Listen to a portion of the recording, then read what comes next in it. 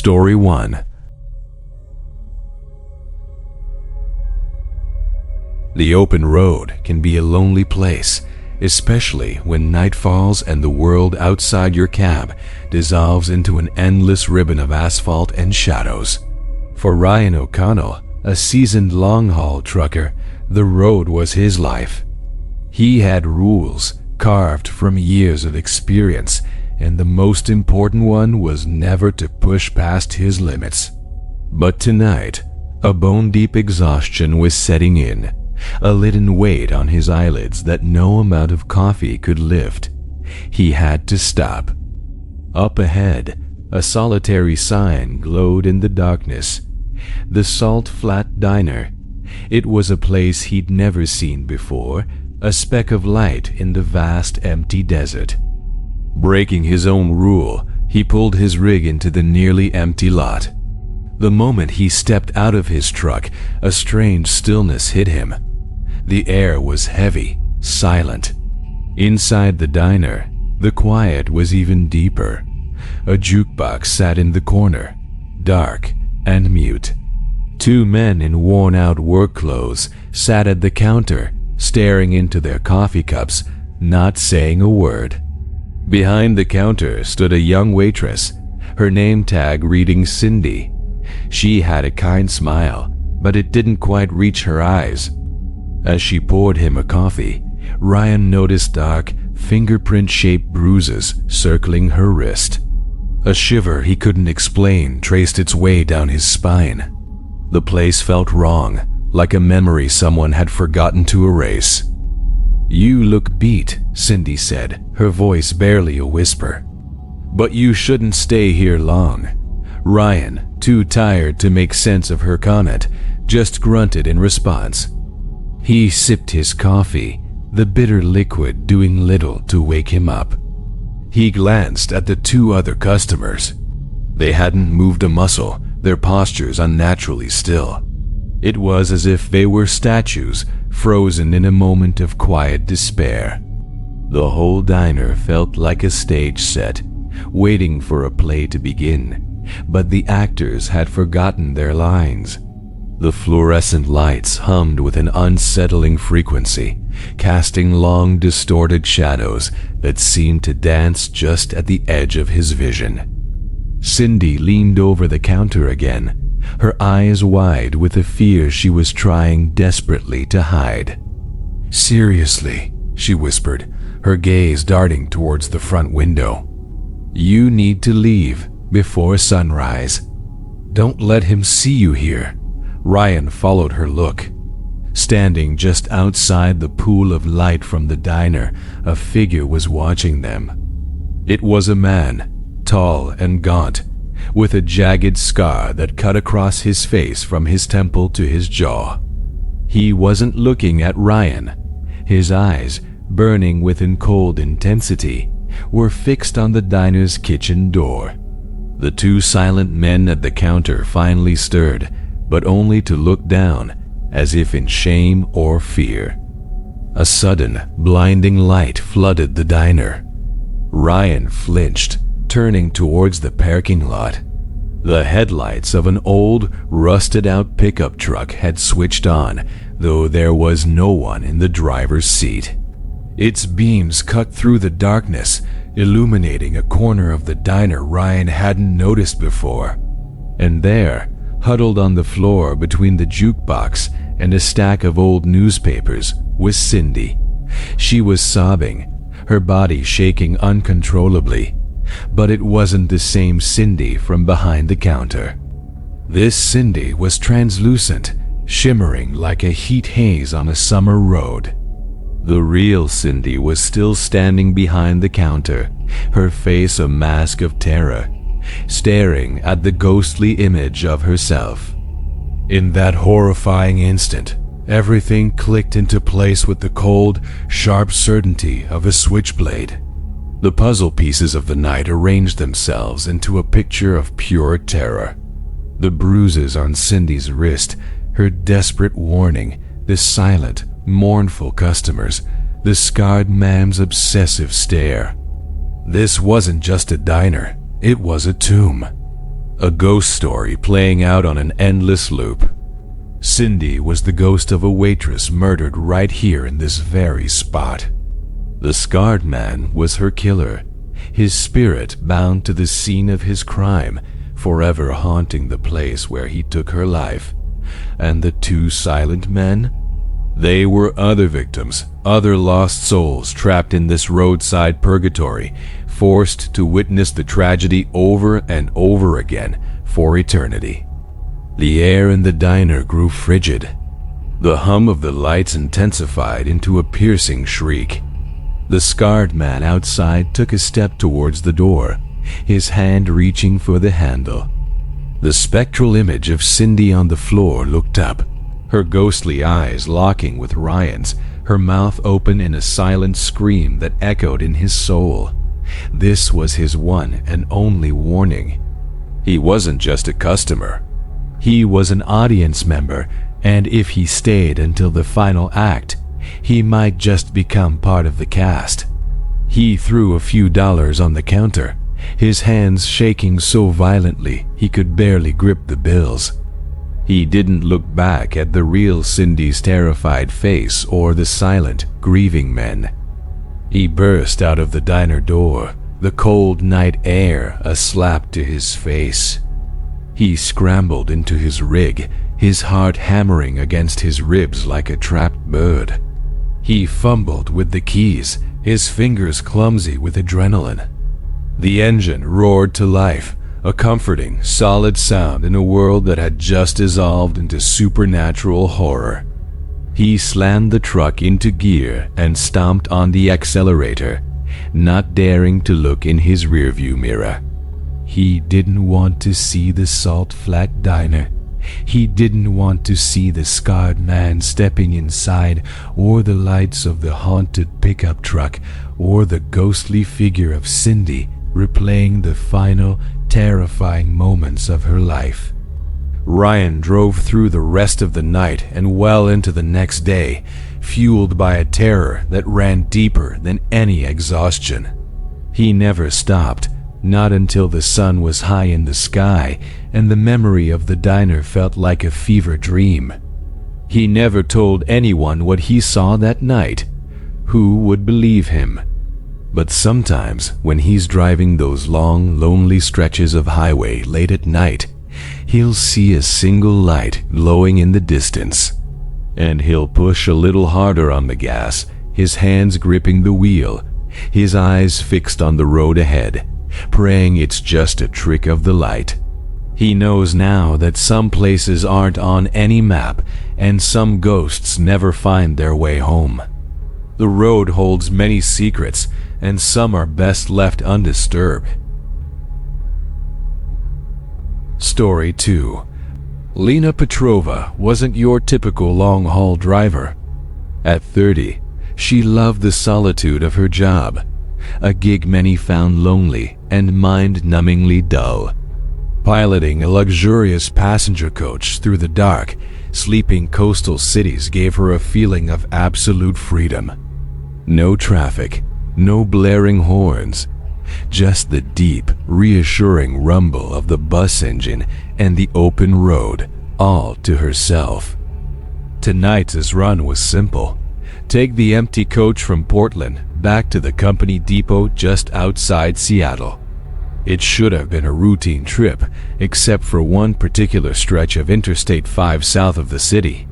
This section of I-5 was infamous for a pair of old twin overpasses built back in the 70s. They stood eerily close together, creating a short, oppressive tunnel.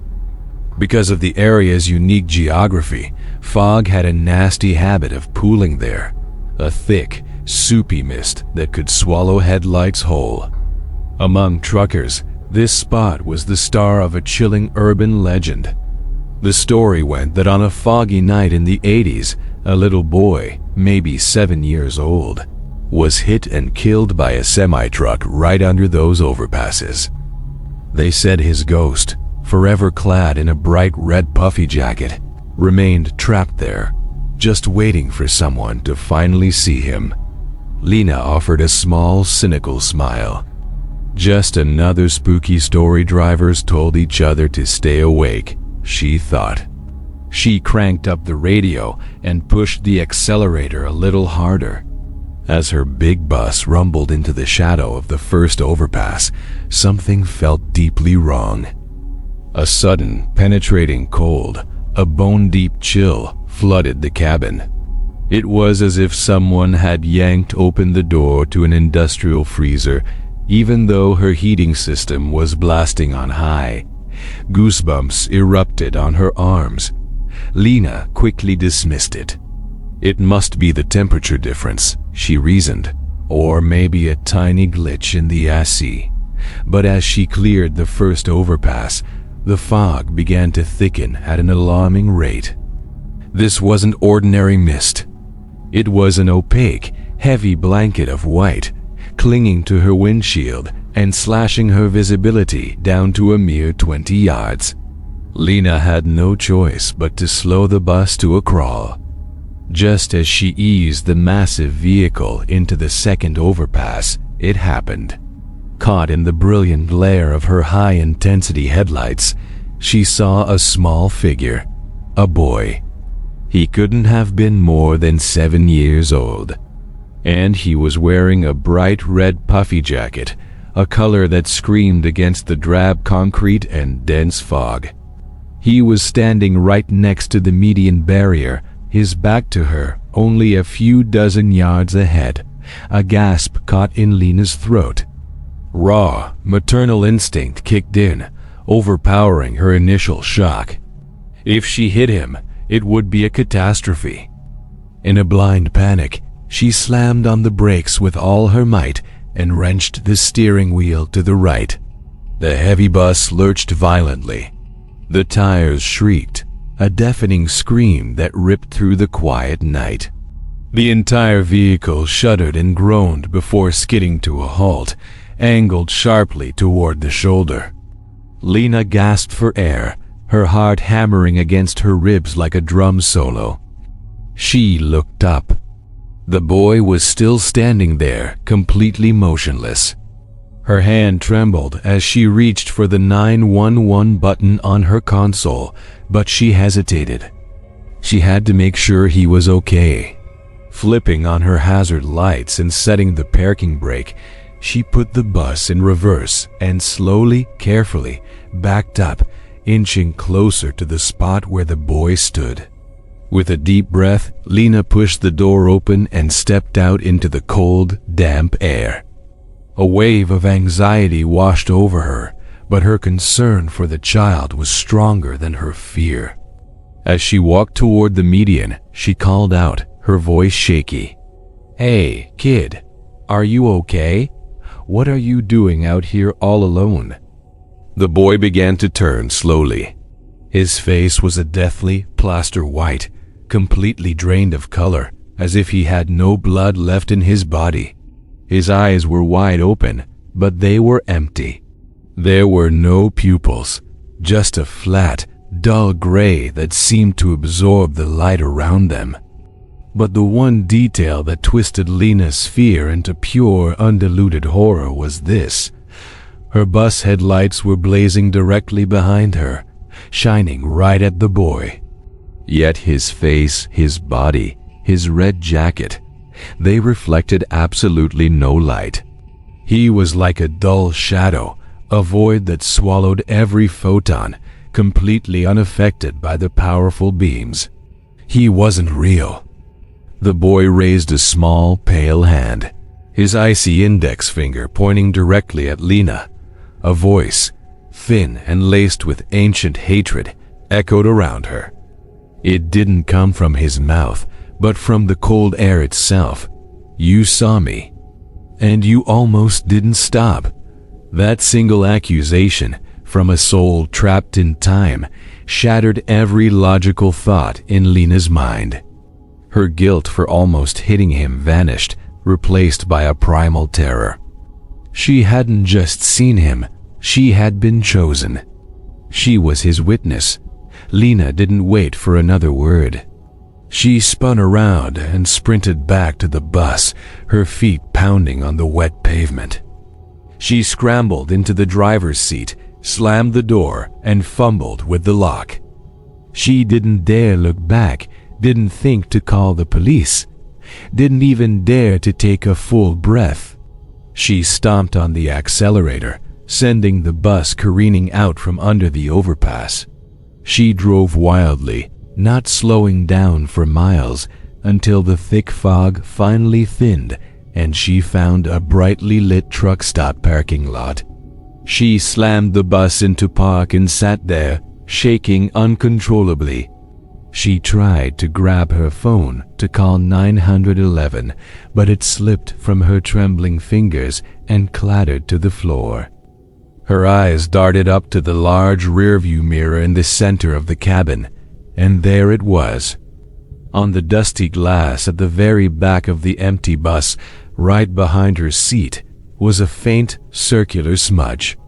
It looked exactly like a small handprint pressed against the inside of the window. It wasn't dust. It felt like a cold, permanent brand, a chilling imprint of where the boy had touched. Lena knew she had seen something she was never meant to see. She had broken a rule of that other world. The boy in red was forever trapped under the overpass, and now a piece of her soul was bound to his obsession. Forever the reluctant witness to a lonely death in the headlights. Thanks for watching. If you enjoyed this story, don't forget to like and subscribe for more. Story 3. Ethan Holt was not your typical freight driver. At 25, he wasn't a fan of daylight or the constant noise of the world. What he loved was speed and the profound silence of the highway at 2 in the morning. His job as a high-value freight courier was the perfect cover for his solitary, high-speed lifestyle. Tonight's assignment was taking him through one of the East Coast's most famous and unsettling engineering marvels, the Monitor Merrimack Memorial Bridge Tunnel in Virginia. The MMBT. This wasn't just any tunnel. It was a nearly 7-mile-long monster of concrete and steel, a bridge that descended into a massive subterranean tube running deep beneath the murky bottom of the James River, a place where sunlight was a forgotten memory. Ethan had driven the MMBT dozens of times before. He knew the unwritten rules. You slow down, you never stop, and you always feel that oppressive weight of the water above, like you're driving through a sealed underwater mausoleum. At exactly 3:17 a.m., Ethan steered his small cargo van off the bridge segment and into the tunnel's gaping maw. The old, yellowish fluorescent lights immediately began to flicker, casting a weak, hazy glow on the damp concrete walls. A sudden blast of cold, damp air surged through his vents, carrying the distinct scent of wet limestone, diesel exhaust, and something else. Old, stagnant salt water. The pressure began to build, both physically and mentally. Ethan could feel it. Thousands upon thousands of tons of dark river water were right above his head. He cranked up his rock music, hoping the loud guitars and drums would drown out the rising claustrophobia, that crushing feeling of being buried alive. He was about 2 miles deep into the tunnel now, a place where the world shrinks to just concrete, darkness, and the rhythmic flicker of failing lights. It was in this hypnotic, unsettling rhythm that his eyes caught something. A flicker of movement, a silhouette, a man. He was standing stock still against the concrete wall on the right, just inches from the lane. His right arm was raised, thumb pointing backward in the classic hitchhiker's gesture. Ethan slammed his hand onto the steering wheel, his heart suddenly hammering against his ribs. This was impossible, utterly impossible. There are no pedestrian walkways in the MMBT. No one walks in the tunnel. Anyone foolish enough to stop their car and get out would be instantly flagged on surveillance cameras, slapped with a massive fine, and likely arrested. Besides that, standing so close to the wall was a death wish. The wind shear from a passing truck alone could be fatal. A hallucination, Ethan muttered to himself, his knuckles white on the steering wheel. You're just too tired. He made the split-second decision to ignore it, to treat it as a phantom of his exhausted mind. He floored the gas pedal, the van lurching forward. As he sped past, he left the strange figure behind in the flickering darkness. But just as the next bank of fluorescent lights washed over his cab, a small, sharp sound hit his side window. Clack. It was crisp and distinct, like a pebble flicked against the glass. Ethan didn't dare turn his head. He knew, he could feel it. He slowly, reluctantly, moved his eyes to the passenger side window. The man, he was there, standing right outside his car door, staring straight at him. Ethan's van was hurtling forward at over 70 miles per hour, but this man wasn't running. He wasn't moving at all. He was perfectly stationary, as if Ethan's van was frozen in a stream of time while the tunnel blurred past them. And his face was a portrait of pure horror. It was swollen and distorted, but not from any injury. It was the face of someone who had been submerged for a very, very long time. His skin was a sickly, pale, gray-green color, pulled taut over his bones and glistening wet. Murky water dripped constantly from the corners of his eyes and his open mouth. He was bald, his head smooth and slick like a river stone. His eyes were the worst part. They were unnaturally wide, with no eyelids to speak of, just two dull, gray sockets bulging from his skull like the eyes of a dead fish. They stared at Ethan with a horrifying vacancy, a deep, silent craving that chilled him to his very soul. A scream tore from Ethan's throat, a raw, uncontrolled cry of sheer terror. He stomped the accelerator so hard his leg cramped, the van beginning to sway dangerously in the narrow lane. There was nothing he could do. He was trapped in an underwater tomb, being pursued by something that wasn't bound by the laws of physics, a non-physical entity pacing him at spectral speed. The extreme terror caused a strange thing to happen. Ethan lost all sense of velocity. His world narrowed to the flickering lights of the tunnel ahead as he fought to keep the van straight. He didn't dare look to his right again, but he knew with a dreadful certainty that the man had vanished from the window. In his place, a chilling, dank coldness suddenly enveloped the entire cab, seeping into his clothes and skin. Ethan swallowed hard, his mind racing, trying to rationalize, to find any logical explanation. He slowly, agonizingly, moved his gaze to the rearview mirror. The man, he was there. Sitting neatly in the back of the cargo van, his spine ramrod straight, his swollen waterlogged hands resting calmly on his knees. He was completely soaked. Dark river water dripped from his ragged shirt, pooling on the floor and soaking into the fabric of the seat cover. He made no sound at all.